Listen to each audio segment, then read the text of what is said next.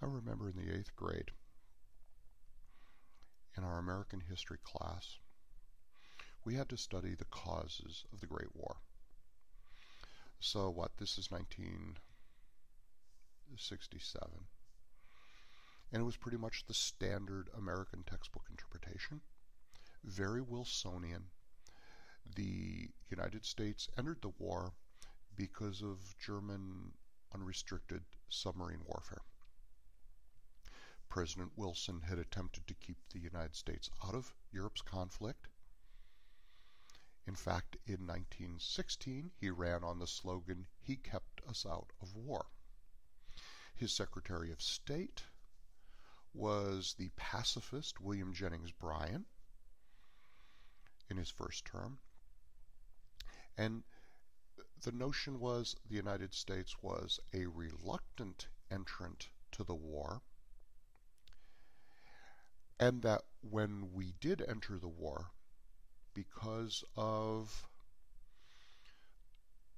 submarine warfare, was for freedom of the seas, and maybe just because the German foreign minister had sent a telegram to the German ambassador in Mexico promising Mexico American territories if Mexico should join the war against the United States, should the United States join. This is the so-called Zimmerman telegram. This is the traditional view. And I can remember learning that. And then, of course, once the United States entered, we entered with a high Wilsonian idealism, self-determination of peoples, the creation of a League of Nations to prevent war. This was going to be the war to end all wars. The interesting part was our 8th grade history teacher was that sort of individual you would never find nowadays. He was actually a Republican, and he was no great fan of Woodrow Wilson. I must say I'm not either, but I was at the time. And he suggested, now this is a Republican, not a radical, saying this, that the United States entered the war because of Wall Street business interests, and the fact that the United States had supported Great Britain through war loans, and so on and so forth. So it was part of a East Coast cabal to bring us into war. So a very Midwestern sort of view. I must say that my sense of the discipline is that we've moved more towards that position and more away from notions of American anger at unrestricted submarine warfare. It will be very interesting to me. I'm recording this in the spring of 2014. It will be interesting to me what the discussion within American academe will be in the spring of 2017. Interesting, and I hate to think, because I think it's going to be something of a conspiratorialist, Wall Street, plutocratic America entered because. I think there is some validity to that, but not quite as YouTube crazies would have it. First, Walter Lippmann argued that American foreign policy, really since the Jay Treaty, was based, or at least since the War of 1812, was based on a realization that we were protected by the British Navy. In fact, the Monroe Doctrine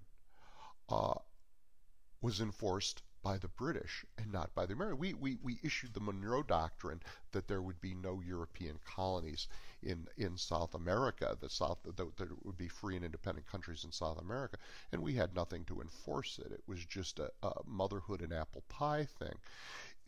If in fact the European countries did not move to reestablish colonies in south of the Rio Grande, it was because of the British Navy, just as the slave trade was brought to an end because of the British Navy. So I think there is a sense in the Washington power elite, there was no Washington, the East Coast power elite, folks in Boston and New York, and Philadelphia, that America's interests lay with the British. And this is reinforced, of course, through all the war loans that we gave to the British and the French. Opposition to the war was always strongest amongst Irish Americans, surprise, surprise, and in the Midwest. And I'll call the Midwest everything stretching from the Allegheny to the Rocky Mountains.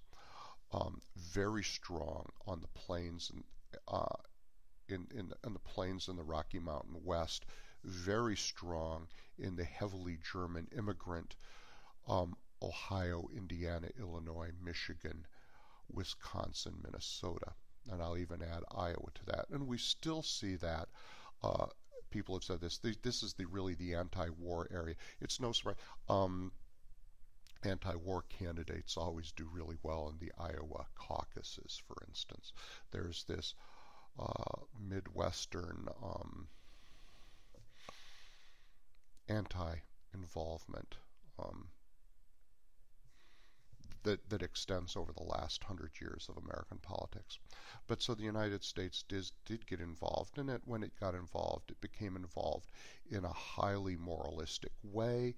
There were changes in our economy. There were changes in our culture in terms of propaganda.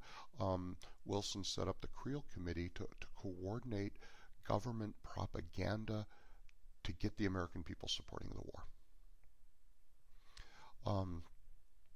This will come as no shock to people today, but it was very, very different at the time. So I'll look forward to this discussion, and I'll be interested in reading your essays to see exactly where you come up on this. So this is a great opportunity to get ahead of the debate, to get ahead of the game. And so then when spring 1917 rolls around, you could say, oh, that's old hat, it's this, this, and this, and everybody will think you're really smart and buy you another beer. Thank you.